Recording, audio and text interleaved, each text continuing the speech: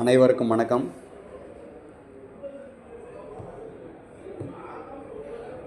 மாமகரிஷி Ishwar butter அவர்கள் அருளிய சத்தியத்தின் சத்தியநிலை என்ற நூலிலிருந்து ஈஸ்வர் பட்டர் ஐயா அவர்கள் அருளிய ஐயப்பன் சுவாமியை பற்றிய ஒரு சிறு கருத்தை நான் இன்று உங்களோடு பகிர்ந்து கொள்ள விரும்புகிறேன். கேரளத்தில் அமைந்துள்ள ஐயப்பன் சுவாமி ஒரு முனிவர். அவர் இன்றும் தன் உடல் அழியாமல் வாழ்கிறார். ஐயப்பன் கோவிலின் பின்புறம் இருக்கும் ஒரு மேடான மலையின் கீழ் அவர் சமாதி நிலையில் இருக்கிறார். அதாவது ஐயப்பன் சுவாமி அவர்கள் மலையின் மீது ஐயப்பன் கோவிலுக்கு பின்புறம் உள்ள மேடான பகுதியில் சமாதி நிலையில் இருக்கிறார். அம்மலைக்கும் கோவிலுக்கும் வழி அமைக்கப்பட்டிருக்கிறது. அவர் சமாதி நிலையில் உள்ள இடத்தில் ஒரு மண்டபம் இருக்கிறது.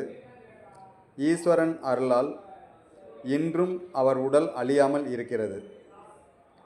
ஐயப்பன் மிகவும் நேர்மையானவர். தப்பு செய்தால் தண்டிக்க வேண்டும் என்ற ஆவேச குணமுள்ளவர். அவரை முழுமையாக நம்புவரை அருளாசி செய்கிறார். ஐயப்ப பக்தர்கள் விரதம் இருப்பதன் நோக்கம் அவர்கள் தப்பு செய்யாமல் இருக்க வேண்டும் என்பதற்காகவே. மேலும் ஐயப்ப பக்தர்கள் கட்டியிருக்கக்கூடிய கருப்பு ஆடைகளுக்கு காரணம், காட்டில் உள்ள துஷ்ட விலங்குகள் கருப்பு நிறத்தை கண்டால் விலகி ஓடிவிடும். எனவே பக்தர்களுக்கு கருப்பு உடை அணிய அனுமதிக்கிறார்.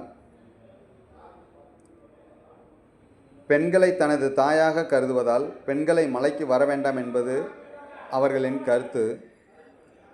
தப்பு செய்தால் தண்டிக்க வேண்டும் என்பதும் எல்லோரும் தவறு செய்யாமல் இருக்க வேண்டும் என்பதற்காகவே.